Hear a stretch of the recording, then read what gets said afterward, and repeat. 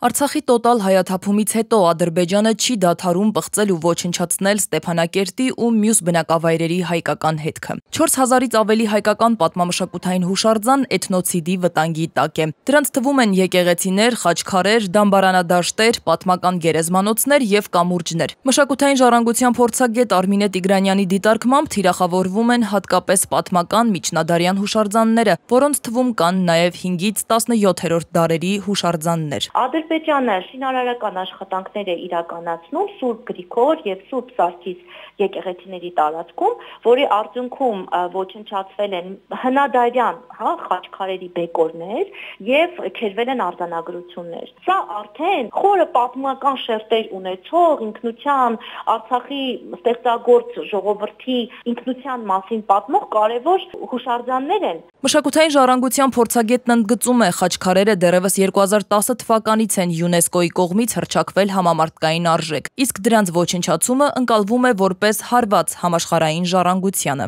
2023 թվականի սեպտեմբերի 19-ից հետո ոչնչացվել է Մեղրեցոց եկեղեցին, որը 19-րդ դարի եկեղեցի էր, Սուրբ Աստվածածին եկեղեցու մասին է խոսքը, եւ այս եկեղեցու ողջ տարածքը Ադրբեջանը ապակույտի է վերածել եւ շինարարական ծանր աշխատանքներ է իրականացնում ծանր տեխնիկայով։ Բացի դա Ադրբեջանը վերջերս ակտիվացրել է նաեւ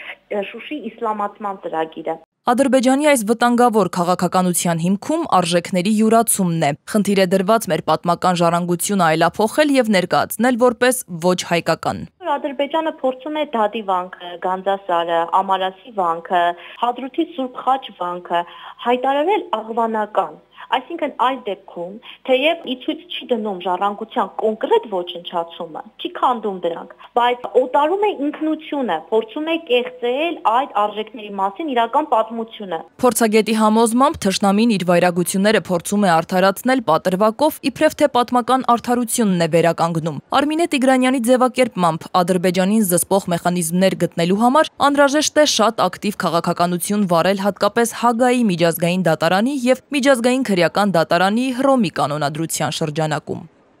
Սվետլանա Ավդիշյան, ժամը լրատվական։